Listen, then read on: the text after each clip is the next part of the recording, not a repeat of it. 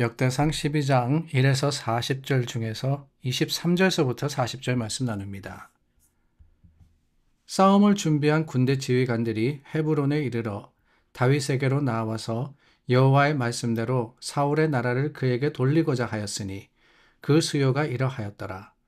유다 자손 중에서 방패와 창을 들고 싸움을 준비한 자가 6,800명이요 시므온 자손 중에서 싸움하는 큰 용사가 7,100명이요 레위 자손 중에서 4,600명이요 아론의 집 우두머리 여호야다와 그와 함께 있는 자가 3,700명이요 또 젊은 용사 사독과 그의 가문의 지휘관이 22명이요 베냐민 자손 곧 사울의 동족은 아직도 태반이나 사울의 집을 따르나 그 중에서 나온 자가 3,000명이요 에브라임 자손 중에서 가족으로서 유명한 큰 용사가 28,000명이요 므낫세 반지파 중에 이름이 기록된 자로서 와서 다윗을 세워 왕으로 삼으려 하는 자가 18,000명이요 이사갈 자손 중에서 시세를 알고 이스라엘이 마땅히 행할 것을 아는 우두머리가 200명이니 그들은 그 모든 형제를 통솔하는 자이며 스불론 중에서 모든 무기를 가지고 전열을 갖추고 두 마음을 품지 아니하고 능히 진영에 나아가서 싸움을 잘하는 자가 50,000명이요 납달리 중에서 지휘관 1,000명과 방패와 창을 가지고 따르는 자가 37,000명이요 단 자손 중에서 싸움을 잘하는 자가 28,600명이요 아셀 중에서 능히 진영에 나가서 싸움을 잘하는 자가 40,000명이요 요단 저편 르우벤 자손과 갓 자손과 므낫세 반지파 중에서 모든 무기를 가지고 능히 싸우는 자가 120,000명이었더라.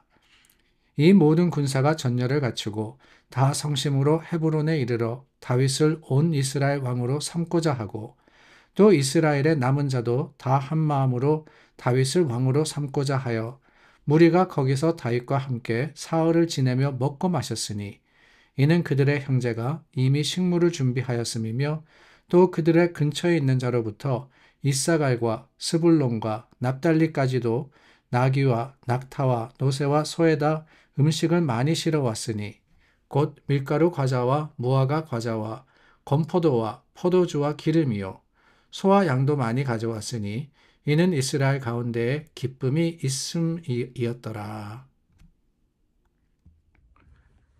저희가 나누었던 12장 말씀에는 다윗을 도운 여러 지파의 용사들을 기록을 하고 있습니다. 헤브론에서 왕위에 올랐던 다윗, 그러나 여전히 사울이 나라를 다스리고 있었고 뿐만이 아니라 그 사울이 다윗을 죽이려고 하는 상황이었습니다. 그때 우리가 잘 알지 않습니까? 블레셋에 도망했던 다윗, 그 다윗에 피할 때 함께했던 군사의 수는 600명이었습니다. 600명이 가장 낮고 가장 힘든 그 상황에서 다윗을 떠나지 않고 지켰으며 함께했습니다. 600명, 보잘것없었죠. 그런데 이제 사울이 죽고 헤브론에서 왕위에 올랐던 다윗이 온 이스라엘의 왕이 되는데 모든 지파들이 다윗을 도와서 그를 이제 왕위에 오르게 합니다. 그 수를 전체적으로 이렇게 계산을 해보니까 약 34만 명이 됩니다. 여러 지파에서 34만 명의 군사들, 용사들이 도왔다라고 하는 거죠. 참 이렇게 다를 수가 없습니다.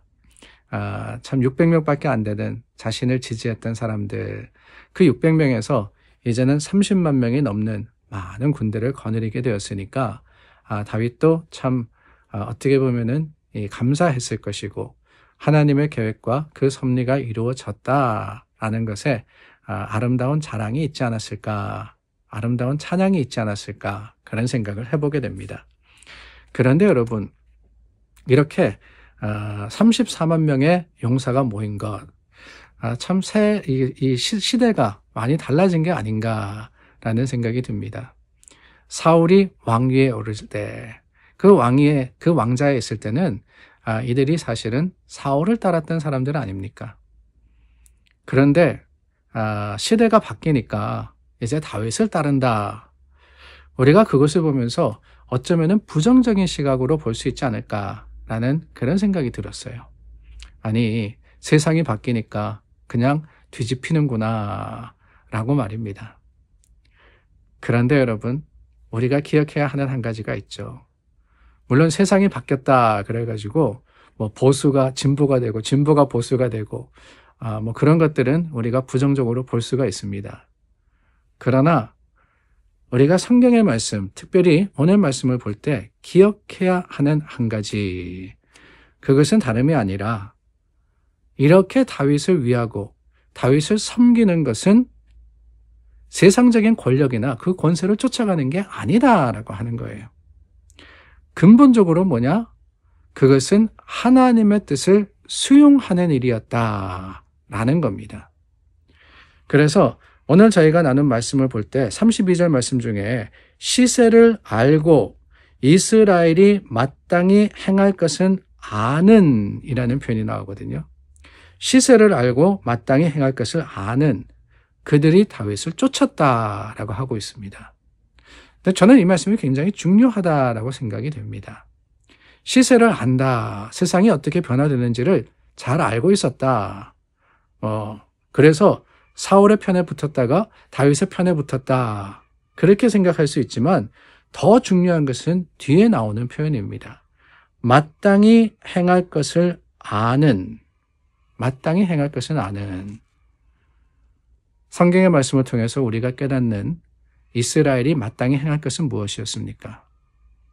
그것은 다름이 아니라 하나님의 계획과 그 섭리를 인정하고 하나님 뜻대로 행하는 거 아니겠어요? 하나님의 뜻이 어디 있었느냐? 사울에게 있었던 것이 아닙니다. 사울이 죄를 범함으로써 하나님의 마음이 그에게서 떠났습니다. 그럼으로써 하나님이 세우신 왕이 누구냐? 그게 다윗이었거든요. 그렇다면 하나님의 계획과 하나님의 섭리는 뭐냐? 다윗이 이스라엘의 왕이 되는 것이었어요. 오히려 지금까지 그 하나님의 뜻대로 행하지 않았던 것이 문제이지, 오늘 말씀과 같이 마땅히 행할 것, 하나님의 그 뜻과 계획을 순종하여서 행하는 것, 이것은 비난받거나 아니면은 우리가 지탄할 내용이 전혀 아니라고 하는 겁니다. 바뀌고 변화되고 뒤집어지고 이게 중요한 게 아니에요. 더 중요한 것은 뭐냐? 하나님의 뜻을 헤아리는 마음입니다. 이 상황에서 하나님이 원하시는 게 뭘까? 이곳에 하나님의 계획과 그 섭리는 무엇일까? 이것을 항상 우리가 주님 앞에 나아가서 여쭙고 또한 주님의 뜻을 찾고 묵상하는 가운데 말씀을 통해서 깨달을 때 어떻게 해야 되겠어요? 하나님이 가라 그러시는데 아닙니다. 이것이 좋사오니, 하나님 내가 이것이 편하니, 아니 내 생각에는 여기가 맞으니 나는 그냥 있겠습니다 라고 한다면은 그것이 과연 마땅히 행할 것을 행하는 자의 모습일까요? 그렇지 않을 겁니다. 마땅히라고 하는 것은 다름이 아니죠. 무엇이 마땅히냐? 내 생각과 내 주장이 마땅히가 아닙니다. 여러분, 아무리 내가 계산해도 이게 맞다라고 생각하는 거, 그게 맞는 게 아닐 때가 너무나도 많아요. 뭐가 맞는 거냐? 하나님의 생각이 맞는 겁니다. 우리를 나보다 더 잘 아시는 하나님, 세상을 창조하시고 모든 만물을 다스리시는 하나님의 계획이 그게 correct, 그게 맞는 거예요. 그게 맞는 거 아니겠습니까? 피조물인 우리가 아무리 많은 지식을 가졌다 할지라도, 아무리 많은 것을 안다고 자부한다 할지라도 우리는 우리의 생각이 잘못될 수 있다라는 사실을 인정해야 합니다. 오히려 시세, 그 시세를 아는 것, 시세가 뭐냐? 세상이 변화되는 것, 그것만이 시세가 아니잖아요. 하나님이 세상을 어떻게 변화시켜 나가느냐, 하나님이 어떻게 계획하시고 어떻게 섭리하시며 어떻게 주장하시느냐를 민감하게 깨닫는 것, 이게 지혜입니다. 그래서요, 우리는 민감한 심령을 가져야 되는 거예요.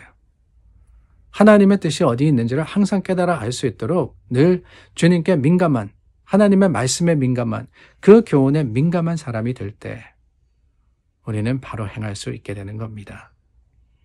저와 여러분, 오늘 말씀 속에 하나님의 뜻, 그 바른 뜻을 마땅히 행하는 믿음의 결단이 있기를 주님의 이름으로 축원합니다. 기도하겠습니다. 참 좋으신 하나님, 하나님의 뜻이 있는 곳에 우리의 삶의 모습이 있기를 원합니다. 하나님의 계획과 그 섭리대로 행할 수 있는 용기를 주시옵소서. 예수님의 이름으로 기도드립니다. 아멘. 믿음과 소망으로 오늘 하루를 시작했습니다. 하나님 안에서 말씀대로 사시는 여러분들 되시기를 축원합니다.